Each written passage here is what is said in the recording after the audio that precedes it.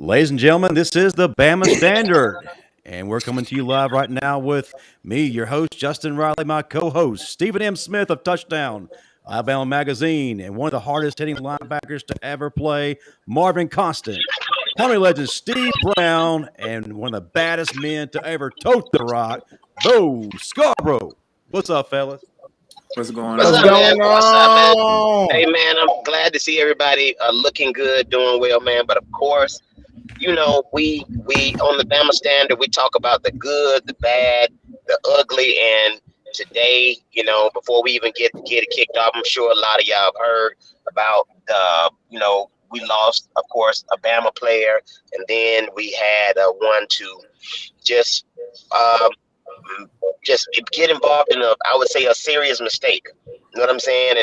And I'm still hoping that what I read is rumors or they got it wrong. But you know, for some of y'all that I've already read, you know, our one of our former wideouts, great guy, you know, good dude, very talented, was involved in a DUI last night, and the person lost their lives. And we're just hoping that all the reports that we got are, you know, I'm just hoping that it was a mistake. You know what I'm saying? But this is just so unfortunate, man. And when you meet somebody, that's just like, you know, God forbid if something happened to you, Bo, or something happened to you, Marvin, or any of y'all, it would hurt me because I love you guys to death, man. And that me just seeing young men grow up and come from nothing, or as you say, come from the mud and work all the way up to that, and then for one simple mistake to take it all, that hurts, man. It hurts me bad because it's bad, man. It hurts bad, you know.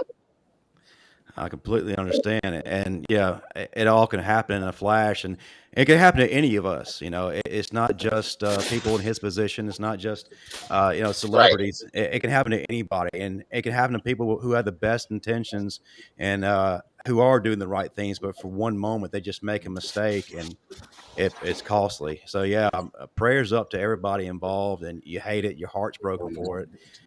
And looks like Nico Johnson has snuck in the picture. What's up, bro? How you doing? What up, Nico? What's going on, man? Nico. Man, I'm trying to get like that man in that Bama hat, man. That's all. Oh, you mean Marvin? You trying to get all broke up and out of shape? That's what you're trying to do? That ain't hard. Just hang out with me. How y'all doing? Good to see you guys. Good. Perfect opportunity. Stephen and Smith, if you would, go ahead and introduce our guest, man. Pop it off. Let everybody know who's here. Hey, look, I know we've had some tragedy today with, you know, former Alabama, you know, player passing away, and what's going on with Henry Ruggs and Steve Brown mentioned right there. But we gonna still find a way to get hype right now because we got a guest in the building. We're talking about the greatest tiger killer of all time. And I'm not talking actual tigers. I'm referring to them LSU Tigers because this brother tore them up in the BCS championship game. They decided to go for seconds in the 2012 regular season game in Baton Rouge. We're talking about Mississippi's finest, not Justin Riley. Love you, Justin. Okay. Kevin Norwood's here, baby. What up, man? What's going on? What's going on? What up? What's up? Hey, Man, why the hell you claiming Mississippi? What's going on with that? First of all, he got out. Man. That's all that matters. Hey, Nico, you gonna be right there for a minute? Yeah, I'll be right here. Yeah, pull up a chair, Nico. I want you to hear these He points. ain't finna buy no shirt. Chill out. I'm about to go through these points real quick. Hey, Nico. Yes, sir. Nico, it's a setup. What he gonna do is this: he gonna go over them points, and next thing you know, he gonna end up naked. He do it every week. Don't do it, Nico. Man, and then we had to stream from his OnlyFans account. It's really crazy. Fans don't know what to do. Yeah, Marvin it's always some madness behind the madness. But Marvin got the numbers, and we are all looking forward to it. Yeah, but Steve, I'm not the one in the back room at Magic City right now. In the dark. We know why you in the dark for real. You over there in the back room at Magic City. We know. I'm Hey, sure man. cinnamon on one side, spice on the other. You Hey, over there man, telling them, that's not so. That's not so. I'm in room 15A at the Moon Wings in Tuscaloosa. So there. And you made it this far without getting crabs, man. Oh shit! Wait a minute. Snap. I spoke too soon. all right, man, let's get to what we got to Hey. get to, man. First of all, these two gentlemen right here, congratulations, man. The 10-year anniversary of the 2011 National Championship, guys. Man, can you believe it's 10 years? No. Yeah, they old as hell. They old as Hey, hell. man, hold on. I'm feeling like Marvin Steele over here. Go back and watch our film. It's almost black and white. Yeah. So y'all film grainy just like ours. Don't be Hey, y'all old as hell. Y'all old as hell. I gotta tell y'all something though, man. Y'all almost cost me $500, man. I had 500 on y'all against Arkansas State. Come on, man. That 1 point win, last second, y'all got to take a knee at the goal. We taking victory at the goal. I was like, come on, man. Y'all. Okay. So question. Let's get back to this LSU thing. Wait. Waylon says he caught crabs there 20 years ago. He still can't kill them. Minute. But hold on, Steve. Hold on. But before we get to LSU, we got to get to the chaos, Justin. All right. We got to get to the chaos. I'm sorry. Let's do it. Ladies and gentlemen, it's now time for Constant Chaos, where Marvin gives us unfiltered view on whatever's got him pissed off this week. What you got, man? Rent. Hey, Rent. Nico, hey, rent. The mortgage is brutal now. That's a whole different situation. That shirt should be paying it off. Huh? That shirt should be paying it off. Oh man, beware Goldie. Yeah, you see, he real threatening. All right, Nico, I'm gonna ask you some real life questions right now. I'm glad I got another linebacker, former defender on here. When is the last time you heard of this? Alabama points per game, 20.62, 35th in the FBS. Ooh. Hold on. Rushing yards per game, 87, 6th in the FBS. Ooh. Total yards allowed per game, 306, 15th in the FBS. And last but not least, passing yards, 219 per game, 55th in the FBS. Oh. I mean, it's been a minute. No. Anytime you start with you finna start sugarcoating something. Stop sugarcoating. You don't work for Nick, man. I get it. You might get hired one day or something, so you gotta protect your image. I'll say it for you. I will say it for you. That is bullshit. I think what it is, whenever because Coach Saban is always staying ahead of the game. I think what it is, he knew the game, especially on offense, was changing, and that's what's happened. The defense is taking the hit. Nico, let me stop you right there. He'll be fine. Hold on. Nick's best asset was Kirby Smart, and clearly you see what he's doing at Georgia. Is he not doing the same thing in Georgia he did at Alabama? Is he not?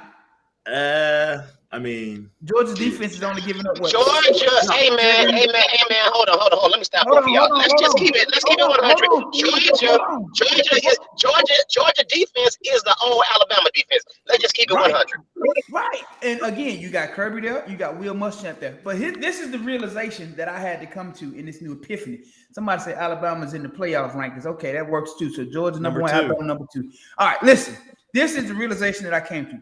Everybody kept saying that Nick might leave Alabama for a new challenge at some point in his career. I think he decided to stay at Alabama. He's just looking for a challenge. And the biggest challenge for him of his career will be taking Pete Golding, who's a terrible defensive coordinator, and making him great. I think Nick does not want to fail at his Pete Golding project. I really think Pete is a project to Nick. And Nick wants to take this average defensive coordinator from UTSA, from Delta State, from Southern Miss, and turn him into some great coach. I think that's his new challenge, because any other reason Pete would have been fired by now. Hey, Marvin, what you saying right now, to me, I'm kind of coming into that realization with you, because it by no means necessary he should still be the coach at Alabama. And number 10, let me say this to you too. I think that for the rest of the year, think you should be quiet and let the numbers speak for themselves, and then holler at the end of the year and say, "See what I told y'all?" Because guess what? People I've been saying quiet. you ain't. Look, hold up. People are saying you ain't this Alabama fan, you ain't this and this and that. But guess what? Numbers don't lie. And every time they mess up, I go on Facebook and say, "My man Marvin Constant was right. Y'all better listen." Every time. And the thing is, I'm sorry, Nico, you can go coach the defense right now. You can. Or if you don't, I will. Straight from my couch on the moon wings. I really would. I really would. You look at these two statistics alone. Passing yards per game, 55th in the FBS. That has points per game, 35th in the FBS. I remember a time when Alabama was giving up 6-7 points a game, 10 points a game. How do we get to 20 points a game? Hey, but I tell you this. I will say this. Now I'm gonna say this, and I'm speaking from the heart. I don't know what it is, but I still believe for some reason in the SEC championship, Alabama's gonna beat Georgia. Watch what I tell you. Watch what I tell you. Alabama's going to beat Georgia. Watch what I tell you now. Georgia really hasn't been tested, and if Alabama's offense get to rolling like it's supposed to, because the few tests that Florida put on them, they never stopped Florida. Florida stopped themselves. Florida had costly turnovers that gave the game away right before the halftime, and everybody saw that. It wasn't Georgia. Georgia couldn't stop them. They were running on Georgia. They were doing things at will. Now, when we played Georgia, we had Georgia like 28-3 at the halftime, and then we went to the locker room, got on the plane, and came to Atlanta and went to Magic City. That's what we did, and they came back.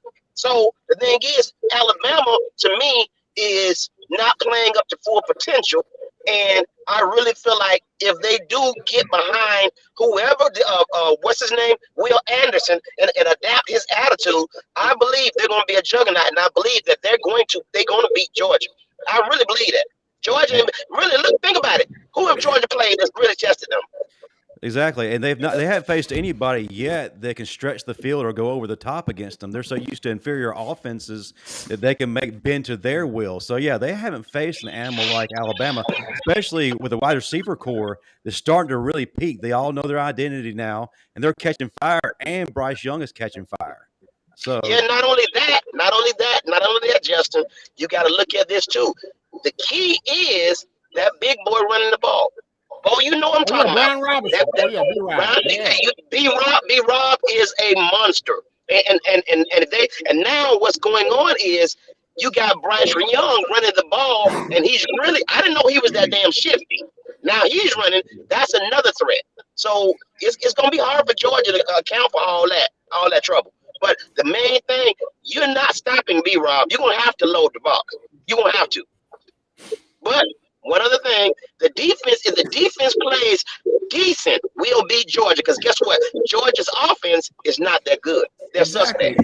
It'll balance out, but our defense is going to have to be better than it has been, though. That's all I'm saying. Simplify. When Nico and Marvin suit the hell up, what y'all talking about? Go suit up. We need you. See the way these knees set up.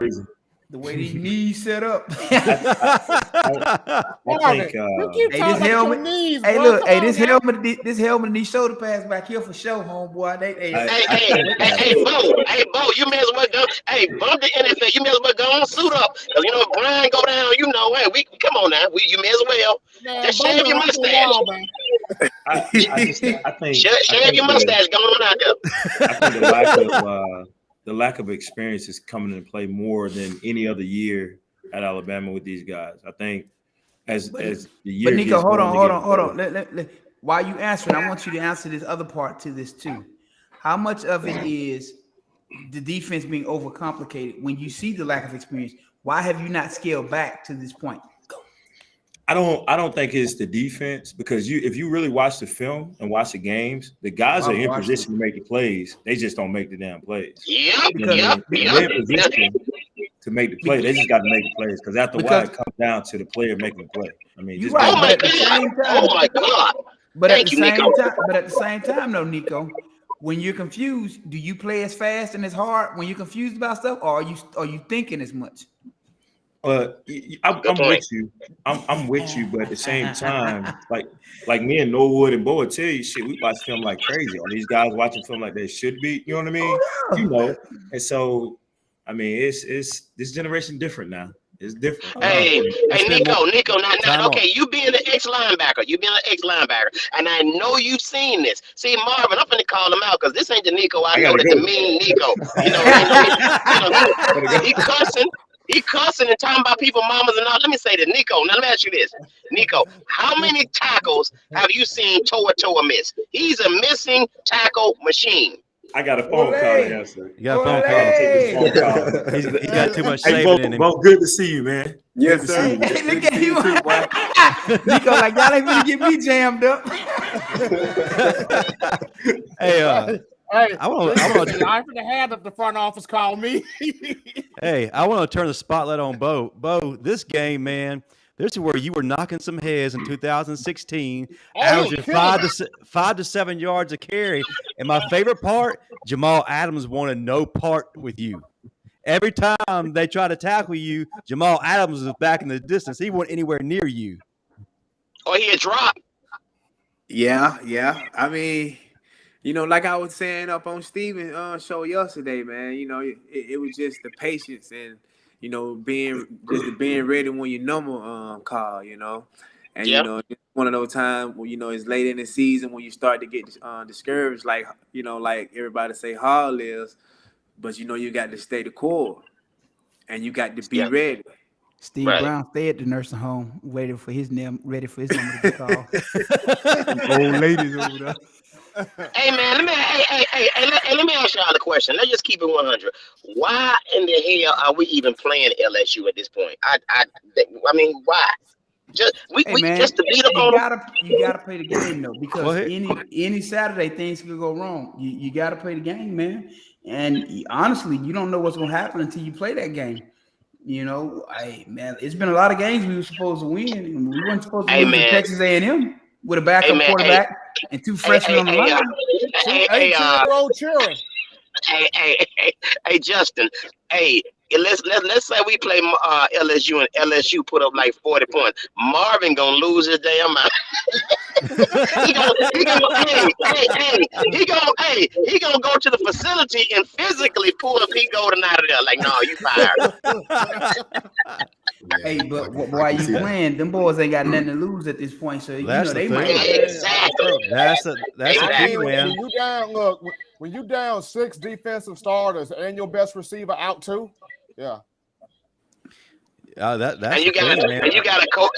You got a coach that talk like Ogeron. Yeah, you're back against the wall. Yeah, they ain't got nothing to lose, so you don't know what they might come out and do. They might come out fighting people like Mike Tyson, starting fights. I'm gonna tell you this: what they might don't be shocked if they win the toss and they kick is an onside kick. Watch it. Yeah, hey man, honestly, can you see what's gonna happen already, Steve? I can see. Don't be shocked. First play onside kick off the rip. I'm telling you. Hey man, I believe after this bye week, I think that the team has gotten the mental adjustments. I think they're refocused, and I feel like the team gonna really start kicking ass. I really believe that. I believe the defense. I believe the defense is going to be better. And Marvin, you're gonna be thoroughly surprised. I believe that. Well, they have no choice but to be, because it's depleted just as bad as the defense is. So the blueprint is there for the defense to do their thing. The good thing here in all of this is getting Drew Sanders back for LSU. Drew Sanders had that hand re-X-ray. The hand looked good. He's been in practice last week, not this week. I think getting him back is a big deal. Having Drew Sanders back is a big deal. Yeah, man, because I ain't going. Am I going? Yeah, Stephen and Smith, you going or you watching it at home? I'm going. What you mean? I don't know, man. You might have been using them virtual reality glasses at home watching it. Hey, man. So, Stephen. So, the report is that Drew Sanders' hand is better. Yeah, they had it. They had it looked at. Yeah. So he gonna I ain't play. gonna lie, man. Hey, So- I ain't gonna lie, cause I remember when my hand was hurt. That was a lonely feeling. Yeah. No, no.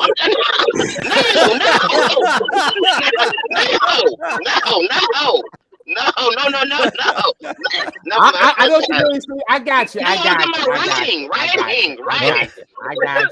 got you, man. Writing. Thank you. Look, Thank you. I know that now a lot of eyes are on this game right now, but Bo, last night on Stephen's show, you said this is a statement game for Alabama. Bo and Kevin, why is this a statement game for Alabama right now? You can go ahead, Bo. I tell you why it's a statement game. Because we got to make a statement, okay? You see that they moved Cincinnati from the 2 spot to the 6 spot, where I still don't think they deserve to be after they struggled to beat Navy. They struggled with Tulsa. They shouldn't even be in the top 10 if you ask me. So for us to be sitting at number 2, we got to show the world why we number 2. It's time to take this next step in the progression. Don't just be number 2. Be a badass number 2. Make them respect you. Show them you're gangster. You go out there and you kick ass. You lay the law down. You play Georgia in the SEC championship. You reaffirm your damn dominance. You let the world know the Alabama Standard. You put your foot on their neck and you keep damn winning. All right, thanks a lot, Bo. All right, Bo, go ahead. but that pretty much sums it up, though. Yeah. But we go ahead, Bo. Before Marvin jumped in, like, I tell you what, motherfucker, go ahead, Bo. Bo was like, what the hell?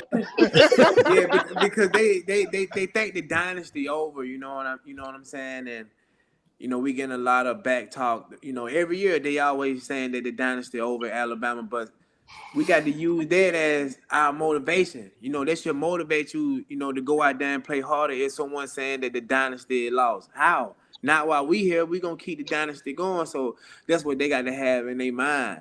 You know what I'm saying? That the dynasty is still at Alabama. We still dominate. That's what we got to show them, that we still dominate. We ain't doing this off look this day to day, day in and day out. We still Alabama. Hey, man, you know what? I'm glad you said that. Have y'all noticed every time Bama has a hiccup, somebody missed the bus or somebody get kicked out of class, the first thing they say is the dynasty is over. Why do they do that? Why do they do that? Nick, hey, when Coach Saban got sick, they had a whole article. Coach Saban comes up with COVID. Maybe the dynasty is about to be over. I'm like, man, come on, bro. What's up? Is that just something to keep us interested? What's up with that? Anybody knows? They just want to stay in the loop. Look, man. They just motivation every year. Steve, they trying to get their bills paid. Steve, they know if we don't talk Bama, that mortgage is going to get cut off. The lights going to go live if we don't talk about Bama. But also, Derrick Henry had foot surgery today. Really? Okay. Yeah, Derrick Henry had foot surgery today. But, He needed to have arm surgery. All them damn stiff arms he be put. That's a damn shame. It looks awful the way he be stiff arming these people, and they just go down like rag dolls. It's like, that reminds me of when I used to get mushed in the face at lunch in the 10th grade all the time. But that was my senior year. I used to get mushed in the face all the time. Really? Don't do that. Some of the guys in my school was 20, 28, 29. Don't do that. you went to Bishop Sycamore? Yes. But Kevin, why is this a statement game for Alabama, even though it's not widely viewed right now?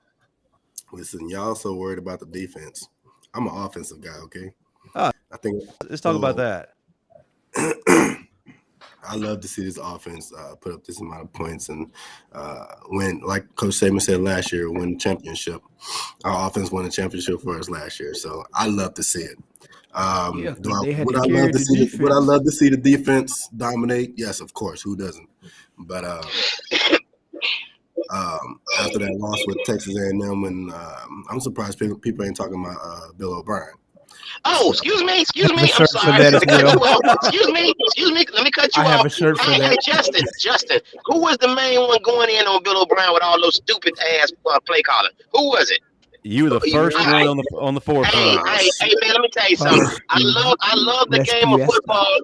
and I was on his ass. I mean, because it didn't make any sense. But I mean, to me, he's just a terrible play caller. To me, he is. Now, all those weapons, you calling stupid plays, it just didn't make any sense to me. But I get what you're saying. I'm in full agreement with you. Also, I think Bama does a great job of adjusting too. The second half of the Texas A&M game, that was all Bama. So they do a good job of adjusting, man. I just think once they put it all together, I think that's what this game is for. They got to put it all together and continue to show their dominance. Now, Kevin, what I wanted to ask you was like, what was with the swag you and AJ had 2011, 2012? Because like y'all two were reading each other, you and AJ, them 2 years. It just came down to how we practice, man. I'm telling you, when you practice at Bama, you're pretty much, it's game day. Every day is a game day. Kevin, tell the truth. I taught you how to run them routes. I taught you how to. Oh my God! Well, hey, not with them knees. Yeah, I was about to say with them knees. But yeah, it just came down. That's the way we practice, man. We practice like it's a game every day, and when it came time for the game, then it was easy. Okay. So question. That's what we do for the 2-minute drill. We do that every Thursday. We practice. Okay, so question. Thursday. It just came a routine, really. All right, so question. I've heard from plenty of Bama players that Bama practices are harder than NFL practices. Is that true? Yes. Yeah, y'all both speak on that. Yes, definitely. Yeah. Like you can, without a doubt. Oh, so in other words, y'all go to NFL practice and be like, man, what the hell is this? I was shocked. I was shocked. Ain't gonna lie to you. I was like, man, I just knew we finna go into another Coach Saban drill. I got there. So y'all expecting y'all going in to the NFL practices expecting to come out with dog bites, bullet wounds, and stab marks, and y'all be I really expected it to be like Bama. I really did.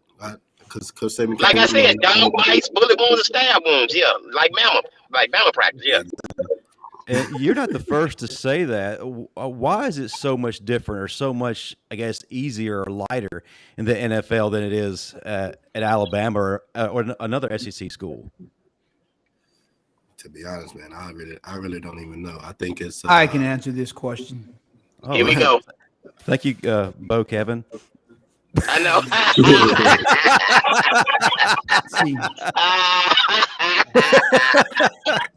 In the NFL, it's your job. You're expected to know what to damn do without having to do certain things. Whereas in college, you're transitioning kids from high school to college. Well, a lot of them still need help with the fundamentals. A lot of them still need the weight training. A lot of them still need a lot of the hands-on. So that's the biggest difference between the two. Because again, when you got a young 17, 18, 19-year-old, they're going to need a lot more development than a 26 to 30-year-old who's been doing this forever. And a 26 to 30-year-old who's been beating their body up for years. They ain't trying to go out there and beat their body up every day, only on Sundays. I get it. But let me say something, man. I saw this firsthand. You know the gate where they had the little green stuff so you can't look into the Alabama practices? And that's on Hargrove, right? So me and some of my partners back in the day, we peeking through the gate and we saw somebody get hit so damn hard at an Alabama practice. I went to the Jacks lobby and peed. They knocked the piss out of me. I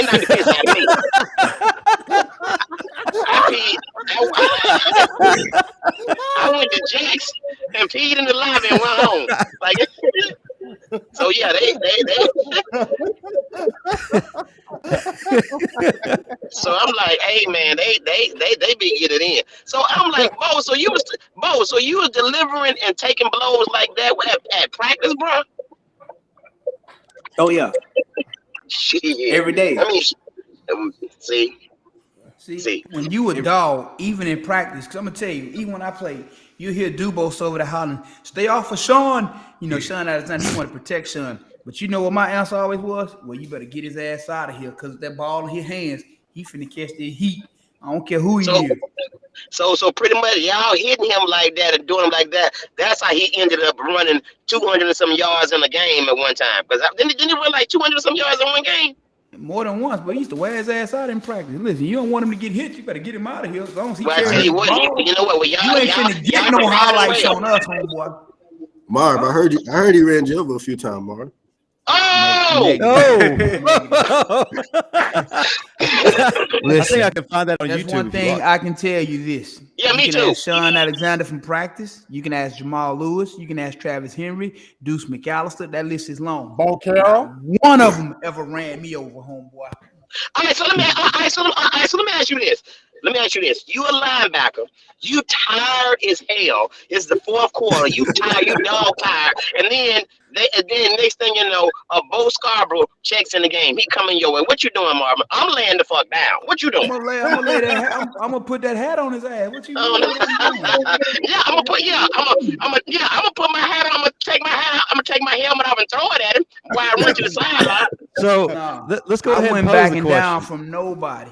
Let's pose the question. From nobody. All right, go ahead, Justin. Go ahead. Let's go ahead and pose that question right now. Bo, if you meet Marvin in the hole, man, tell us what happens. You see it at 42. At 42 if it look like this. On the first day. So I think Marv already get the memo of what's going on. He trying to hype himself up into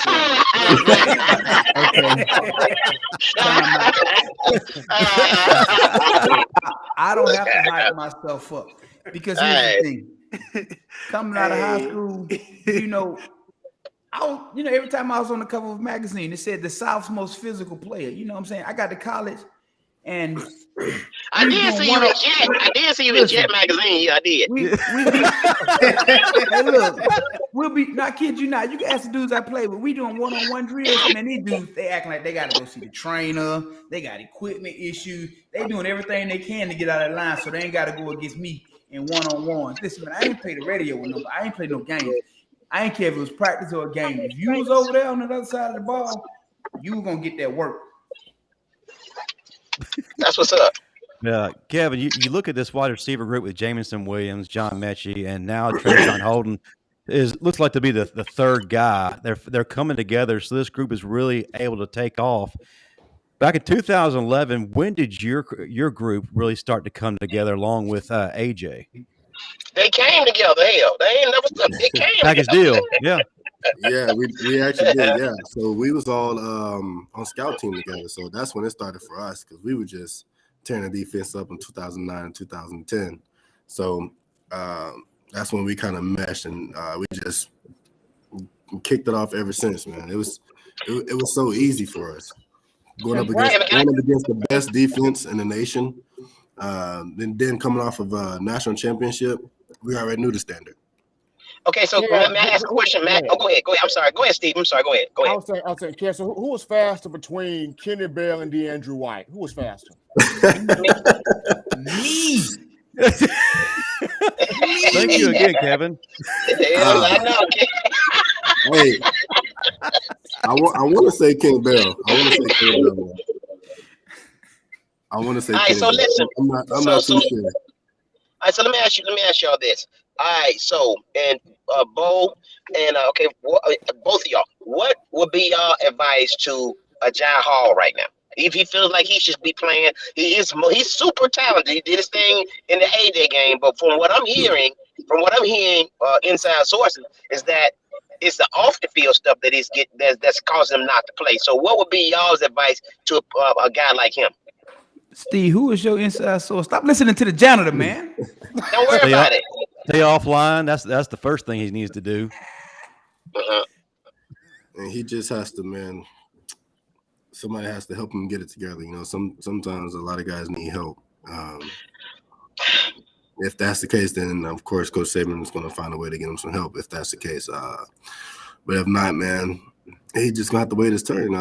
If other guys are fighting and doing better and practicing better, got great practice habits. Oh Lord, I sound like Coach Saban.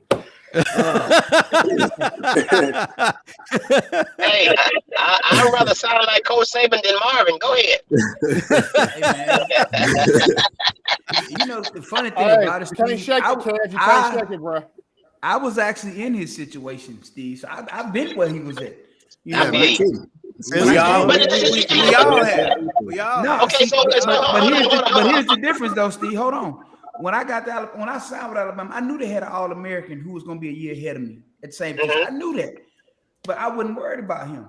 So I went in there. I did what I had to do in the classroom, and on the field, the play was through the roof. And that's why the next year he transferred to Florida. All-American. You don't hear about All-Americans transferring, but he knew that this young kid came to take his job, and I made it known from the first day I put my foot on that campus. But I didn't have to talk about it. My play did that. My play. Okay, so pretty much the advice that you guys are giving is pretty much do your job and wait your turn. Yep. If you that good, hold on. Go ahead. Hold on, Marvin. Go ahead, brother. And own Coach Saban trust. Get Coach Saban to trust you, because right now, if he got off the field issue, Coach Saban can't trust you to do your job on the field. But you know what, Bo? I'm gonna tell you something, man. I think the worst thing he could have done was to go to social media and did what he did. Not once, but twice. One time he said he was quitting the team. I mean, in a cryptic message, and then he said something else. And now the guy's talented, but to me, it shows to me that his character, and he got character flaws. Number two, he's like these new breed of players. Like, okay, I was the man in high school. Play me now. Listen, now you may have the talent, but again, we have what you call a standard and a tradition. You got to wait your turn, Alabama. Y'all bring in 5 stars every day, and guess what? You got 5 stars doing what? Sitting on the bench, working and developing. He don't want to develop. He just want to go out there, and that's what his problem is, I believe. Yeah, but he also got to, like I said before, you also got to be ready, because at any given day, your number can be called, and you sit over there in your feelings and your number called. Now you panicking because you ain't ready. Popped in that spotlight within a blink of an eye. So you spend your time. You wasting your time on the wrong thing when you should be investing your time in how can I be better. Right. So Bo, they call him. They call his number, and he on the sideline on Twitter talking about he ain't in the game. He ain't even ready. He on Twitter. John, put your phone down. It's your time. I was about to quit again on Twitter. And then he get in there dropping passes because he focused on other stuff that shouldn't be football. Well, to piggyback on what Bo said, putting the work in so that when your numbers call, you are ready. So, this is a time when he should be out there letting his play speak for what he wants. Because again, if you're doing what you're supposed to do, your play gonna speak for itself. They can only deny it for so long. If you out there working over the number one defense, they can only deny you for so long. At some point, somebody gonna say, we got to get this person on the field. It's just like Tua. It's just like Tua in the championship game. It's just like that. He got to buy into the program. That's true. You got to Absolutely. buy in. He got to buy in, or he got to do like I did my freshman year and just be angry every day and just go out there and disrupt practice and just wouldn't let offense get a playoff every day. I would just go shut practice down. Y'all ain't finna run none of the plays y'all want. All right, don't play me. I'm finna kill practice. That's literally what I did my freshman year. And they would have to ask me to let them run plays because there was nobody that could block me. And I would just shut practice down. Like, nope, you ain't doing that today. But you know what? I think they just should have shot you. You saying shut the practice down for one person? Huh? You saying shut the practice down for one person? No, I'm talking about I wouldn't let them get a playoff. I wasn't an average freshman. I came in as a freshman, benching 460, squatting. No. What he means by that, he don't mean by like during his play. He would already be outside. He would already be in the backfield. All that. Before the ball to snap. That's what he mean by shutting the practice down. When I say them juniors and seniors couldn't block me to save their life, man, I'm talking about I was out there straight handling them. They couldn't do nothing with me as a freshman. But again, most freshmen don't come in benching 460, squatting 650, can run a legit 4.40 and can run sidelines. That ain't the average freshman. So, but I was angry and I'm like, okay, so y'all ain't gonna play me. All right, there's a lot of sixes in there. I don't believe that true. All these sixes. Oh yeah. Them numbers are real. I was benching a high school 460 out the rack, baby. Dave. Well, I wish I had a chance to talk to him, man, because I've been through all of what he's going through. I had to sit back and wait my turn. When it came my turn, I dropped the ball and all that stuff, man. So I just wish I can talk to him just to. Hey man, well you can hit him up on social media. Y'all, he's off Instagram, but he's on Black Planet right now, and he's on Black Planet. You know what? He's on Steve? He's on MySpace. He on MySpace talking shit. I'm gonna tell you something real though, Steve. This younger generation of athletes, they don't like to listen, man. Of course, you can't tell them nothing. They of don't course. like to listen. The worst thing. Go ahead. I'm sorry. Go ahead. The worst thing that you can tell this generation is the word wait. When you step on campus, first of all, 4-star, 5-star don't mean a damn thing anymore, and you got to earn your way onto the field. But this NIL deal stuff is getting in their heads too, because they see their homeboy over here getting all this money and driving a nice ride, and they're sitting on the bench and they can barely get a Jack's burger. But if you wait, if you sat down and wait your turns, it'll turn out 10 times better. Hold on, but I just noticed something though. Justin, did you just turn black on our show? Did you just say homeboy? You turned black on live. I did. I've been taking an online course to prepare for this moment. Hey, but you know another thing. Another thing to pick off on what you said. Piggyback off what you said, Justin, is this too, man. A lot of them, from what I see, don't have parental guidance either. I mean, like just being there all the time. One thing I can say, just being in Tuscaloosa and watching Alabama, everywhere I saw Bo Scarbrough, I saw his mama. Every time. Every time. And a lot of these kids don't have that type of support. Don't have a life. Man, I'm going to tell you right now, Bo went to jail. His mama was in the cell right next to him. I'm telling you, everything Bo did, his mama was right there to support him. And you don't see that. But Steve, part of that too is, man, I talk to a lot of these young kids, man. They get this Instagram fame and they feel like they're on top of the world. You can't tell them nothing because they think that, they got 200,000 followers. They think they didn't made it. Well, let me say this about this fame thing. Fame goes both ways. Whatever you do good is going to be magnified, but whatever you do bad is going to be double that. That's true. It's going to be double that. So fame is a double-edged sword. Everybody wants fame, but everybody ain't really ready for fame. Because sometimes you got to go out of the house and when you walk out of your front door, you got to be this person you don't want to be because you now put yourself out there as this somewhat of a person that everybody wants to be. And you can be dying on the inside, but you got to walk around with a smile, with your chest out, and all this stuff just because you've created that narrative that you're the happiest, most luckiest, most successful guy in the world. And that's the price of fame. People expecting you to be that way all the time. So people want fame. Fame and all it ain't what it's cracked up to be. Trust me, it's not. And every time you say something, you better be ready because everybody gonna have something to say about whatever you say. Exactly. I don't care what y'all got to say. Shit. A la Henry Ruggs. Let me say this, and I got to bring that up again. I went on his Instagram to wish him well and let him know I was praying for him.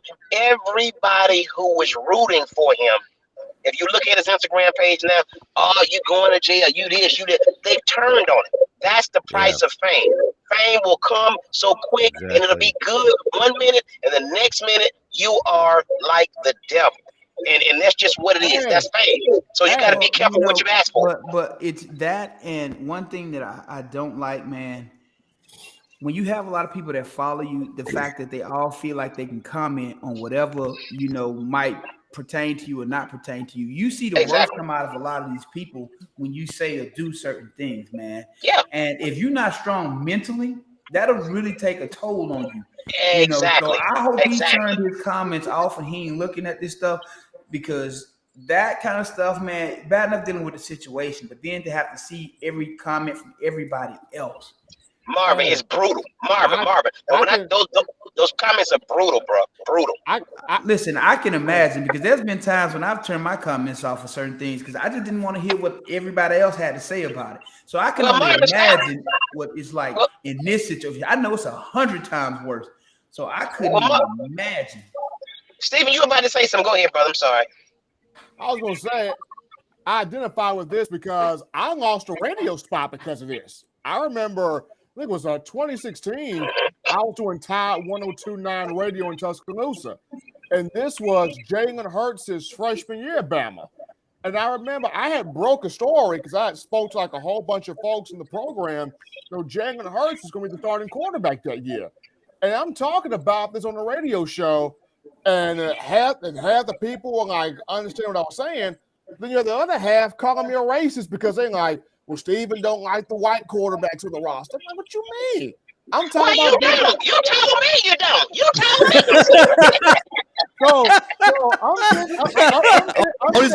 me.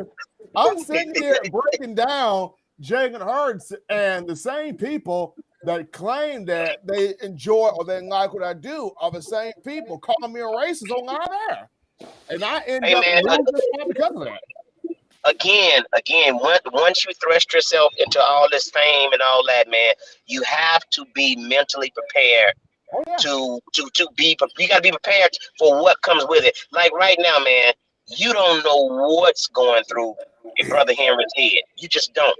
And it's so. Bo, let me ask you this: you being a teammate of Henry, how do you feel about the situation? What could you say to him if you could talk to him? Man, it's just one of those situations where you wake up and you don't even know that they're gonna happen. You know? Yeah. You know what I'm saying? Like he didn't know that they were gonna happen. Like, you know what I'm saying? Like you can't them type of situations that you can't be ready. You know, you just can't be ready for. And you know, you just gotta, you know, pray about it and, you know, hope the Lord on your side in the situation. And, you know what I'm saying? But at the same time, you know, you got to keep your head up and maintain and, you know, don't think about the bad and stay positive. Yeah, man, that's I ain't gonna lie, brother. That man, y'all. I mean, I'm 54, and I can tell y'all, man, y'all brothers be careful, man. Y'all be careful, man, because it's so much temptation. You know, saying, hey, man, let's do this. And but next yeah, thing but you know, it can happen to anybody. So it can happen to anybody. Right. You know It can happen to anybody. You know, it's just a tragic situation. You know what I mean? It is, man. It is, and the thing is, the reason it hurt me so bad, man, because I like you worked hard, and I've seen you work hard. He worked hard, and I mean, and for y'all to get to where y'all are, and then just a simple mistake, and everything just gone like that. That's just. And man, honestly, I've been a professional entertainer for 27 years, and when I tell you I've seen it all, I mean, and y'all play football. I'm a professional entertainer, so you know I've seen everything, and I'm sure y'all seen some things too. But dude, when I tell you, it's so much stuff that can go wrong just like that, all because you're in the public eye, and people are not only trying wishing bad on you, they're actually trying to set you up because you're showing that you're successful, and you're showing it publicly. And there are a lot of jealous, envious people out there that are in their feelings who want to be in your shoes. That's why it really hurt me so bad, man, just to read those comments. I had to just cut them off. The same people, when you're a professional entertainer or a professional football player, if you're a Bama player, you got that fame like that. So the same people that love you, in one mistake, they would turn around and hate your guts.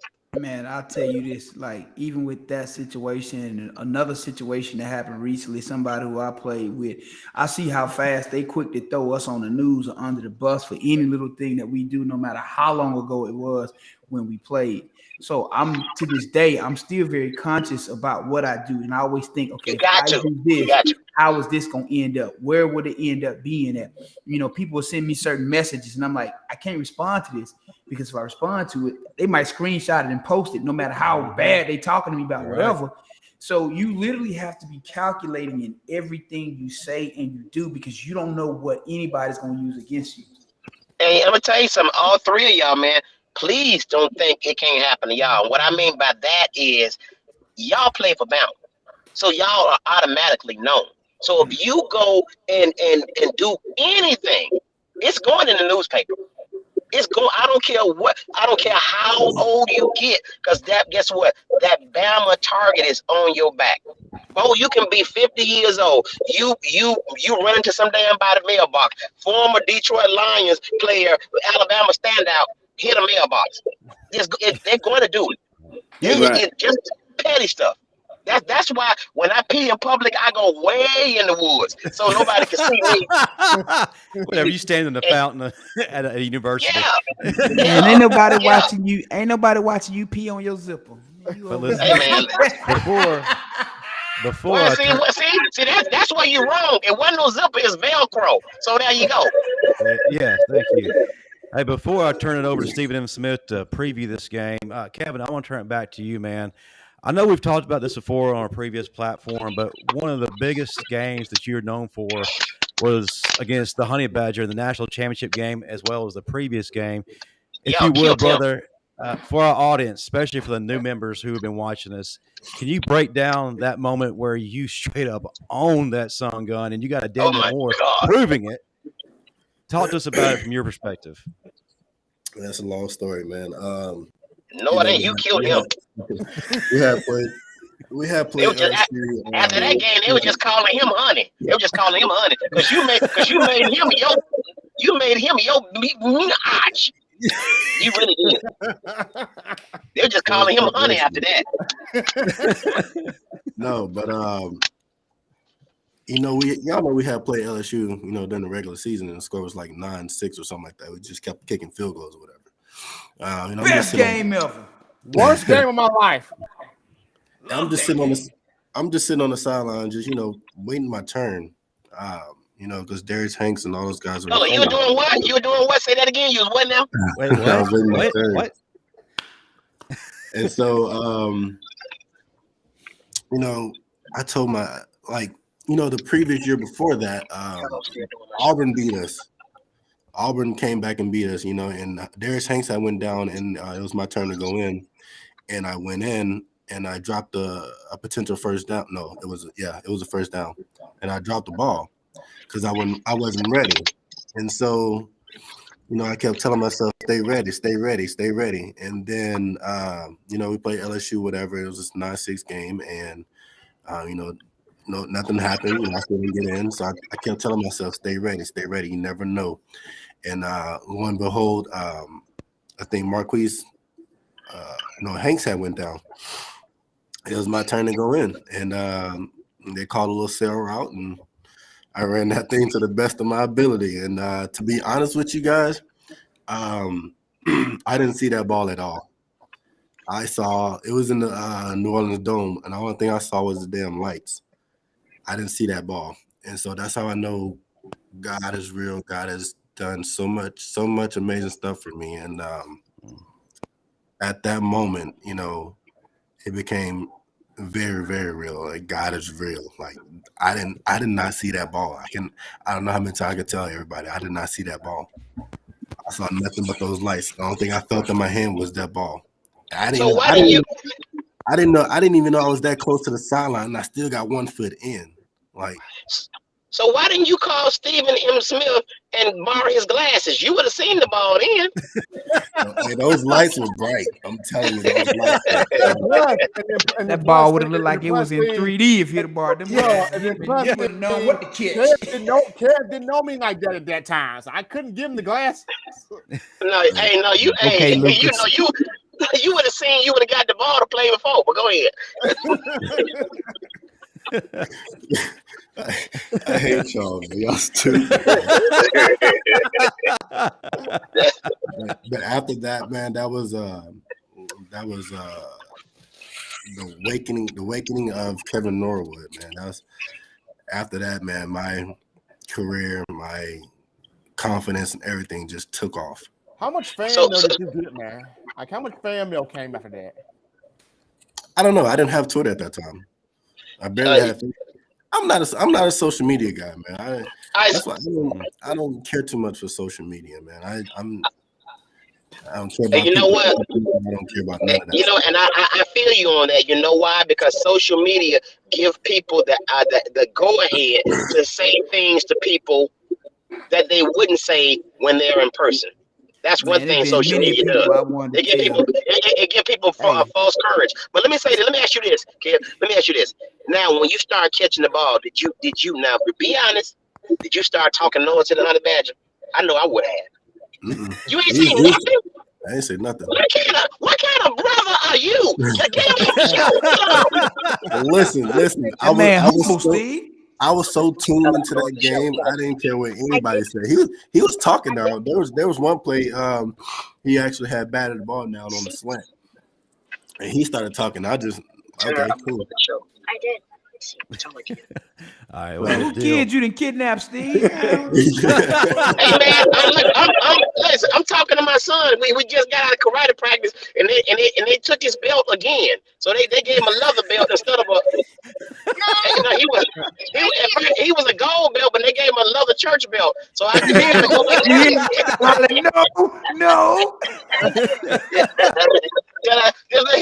He keep getting kicked in the face by this little fat boy. So we gotta go. I gotta go in there. I gotta go in there and kick the boy ass because he won't do it. You know. I hear you, man.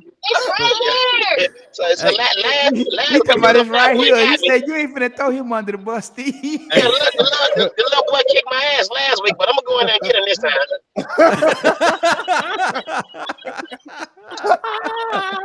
Oh my Well, ribs. Stephen M. Smith, if you would now at this point, can you kind of give us a breakdown of what to expect coming this Saturday? And I want to ask you a question too. With all the turmoil surrounding LSU right now, is having Coach O still there an issue? Should he step down at this point?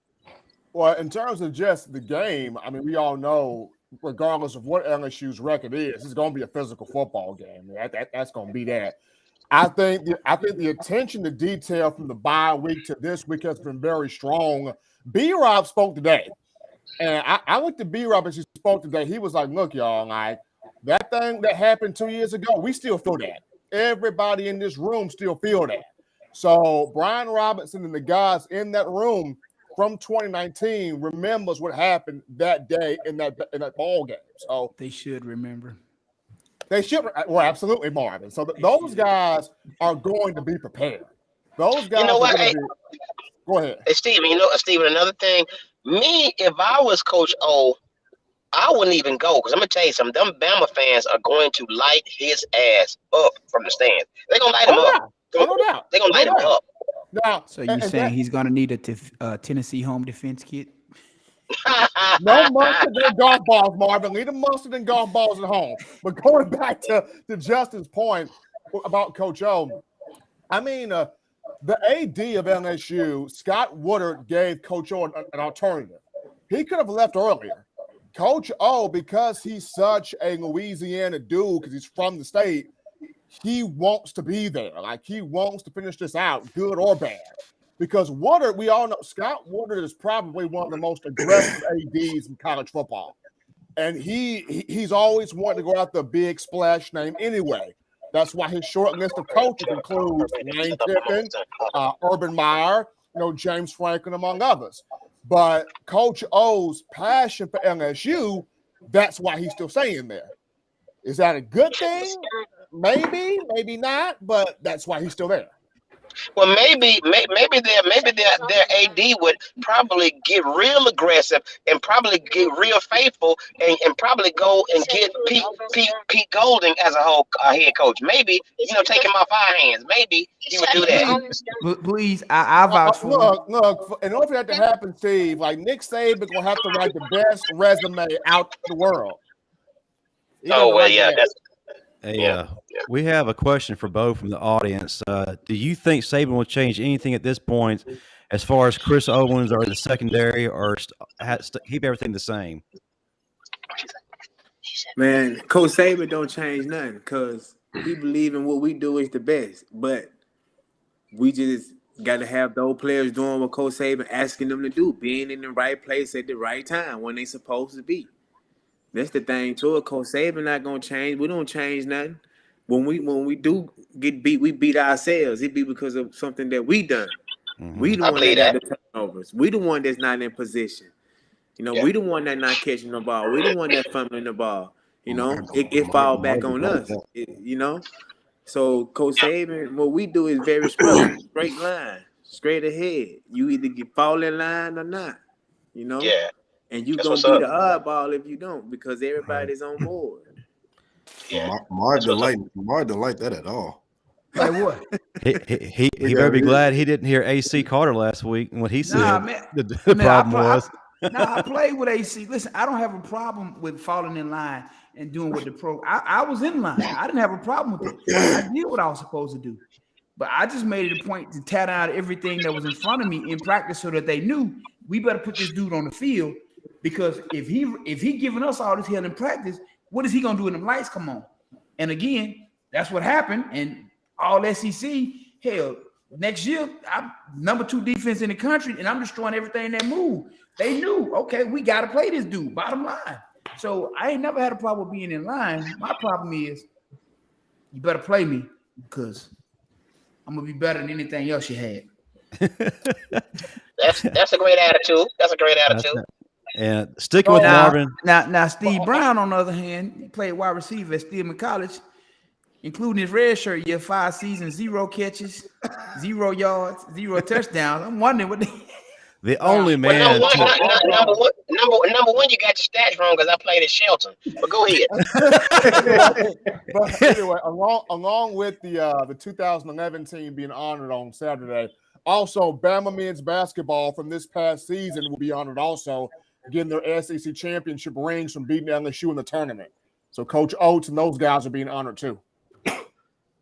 That's what's up. Bless you, brother. Bless you.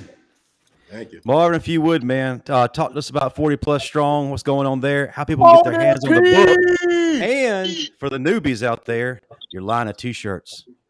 Oh, yeah, I got this Beware of Gold, and we got many other shirts. They all on my website, 40plusstrong.com, 40plusstrong.com. You can get a copy of my fitness book on there. Again, 3 different fitness levels depending upon your skill level. We got a program for beginner, one for intermediate, and one for people who've been working out for years and just looking for a change of pace. Again, I'm still in great shape at 42 years old. I've had 6 knee surgeries, arm surgery, shoulders. I'm so beat up. I've been put back together so much. I can't go in the gym and go kill it. So if you're looking for a great workout that's going to get you in shape without killing your body, without you in there having to do some crazy lifts that you see on Instagram, flying squirrel, jumping jack, push up, ain't nobody got time for all that. It's straight to the point, get you what you need, get in, get out, 45 minutes to an hour, 3 to 4 days a week. I vouch for that because I do when I do have time, I do follow the workout plan. I'm 54 years old, feeling good, and it does work also. But he did leave out that he also does offer those blue pills from the Arab gas station.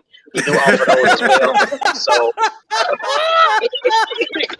yeah, so if you go to the back page of the book, you can go to any Texaco or Chevron and just go to. Hey, Steve, I'm gonna tell you a funny story real quick. My cousin, y'all probably know him too, DJ Stickerbush. Yeah. Man, so my homeboy Dre and me were in the car with Bush one day, and Dre had some African Viagra that he bought from his gas station, right? The dude on the box, it had 1 pill and it had him on fire. 2 pills that had her on fire. Anyhow, he dropped the box in Bush's car. Bush called me the next day. He got his wife. Man, tell Darnisha this ain't my box. I'm like, what you talking about? He got me on FaceTime. He holds up this box of African Viagra. I bust out laughing.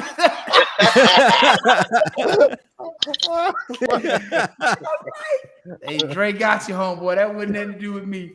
Boy, that was the funny thing I ever seen in my life.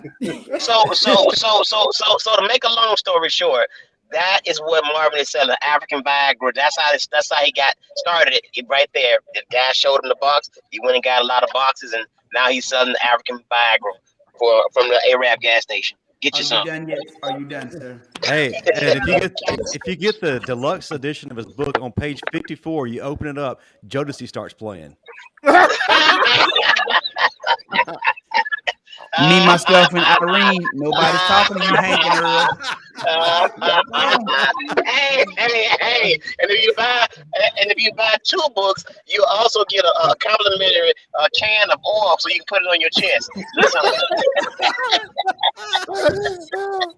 Hey, before we get out of here, Justin, close us out. Justin, close us out. I'm tired all of you. right, before we get out of here, I want to go around the room. Let's get a prediction for the game Saturday. I'll start with you, Stephen M. Smith. Man, why me? Okay. Anyway, Because You can see the you score already saw what already. happened. y'all funny. Y'all funny. They got a decent offense, but I think this week the defense start that push for the second half. Give me 42-14. Yeah, 42-14. Kevin, what you got? I just hope to see a great offense. There you as go with usual. this politically correct stuff. Give us a score, man. Too much Saban in him. Hey, look, man, when you go to this doghouse and then you finally work your way out, you just try to stay out of the doghouse. Kevin, like, I'm not letting y'all engage me in this nonsense. look, man, I'm trying to get a job, man. Yeah, I ain't playing with y'all. It should be. He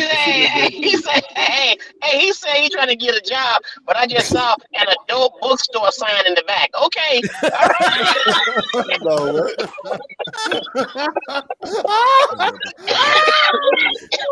what? He had that back room in the gas station, Steve. Yeah. I ain't Marvin, seen what you no beads. Give us a score, Marvin. Give us a score, man. Give us a score. I'm gonna go with 38-17, man. I'm hoping Pete get it together this week. My God. Hey, hold on, Marvin. They also scored from the 2013 Bama game. Well, I'm just hoping Pete get it together. But our offense should be in around 30-point range, and I'm hoping our defense, we're averaging giving up 20.62 points per game right now. So I'm hoping we can keep them a little bit under our current average and keep them at around 17 points. So I'm thinking 38-17. I'm gonna go with a bold prediction. I'm going to go 50 something to 3. That's what I'm going with. Mercy. Okay. Hey, man, you might want to start packaging that up. Yeah. Put that on the block. You know what? I believe this bye week has gotten everybody focused. I really believe that. I really hope so, though. So I'm gonna be optimistic. I'm gonna be optimistic. I'm gonna say 50-something to 3. All right, but here's the reality of it. You're at a point in the season where you have to play at your best because there's no room for error. There's no more failure at this point. Any other failure at this point, it's a wrap. It's over. You at Independence Bowl. You at some beat crap bowl, Norwood Bowl. They tell you. Y'all been to a crap bowl before? Yes. Not really. Yeah. Well, I'll tell you, I went to a BCS bowl and I've been to a crap bowl. We went to a crap bowl my freshman year. We went to the Music City Bowl. We said, this ain't happening again. Next year, we number 2 team in the country, number 3 team in the country, and we playing in BCS Bowl the next year. Because, again, you don't want to go to the crap bowl. That's no fun. I think the lowest bowl we went to was I think the Orange Bowl in Orlando. Is that ain't nobody talking to you, man? I'm talking to both. We all smoked Michigan State. Yep. Yeah. Man, let me get somebody out here who ain't been to a bowl game. They'll appreciate what I'm talking about. I haven't been to one. All right, Bo. But you didn't seen them all, though. All right, Bo. That leaves you, Bo. What you got for the game Saturday? 52-10. Woo! I love it. How many yards does B-Rob get? B-Rob had about 187. Okay. I believe it. I believe that. Because I believe LSU that. I is believe very that. susceptible to the run, and they're missing about 80% of the defense. So if B-Rob doesn't get at least that. Look, for real. something's wrong. LSU got me down as a reserve kicker. So there you go.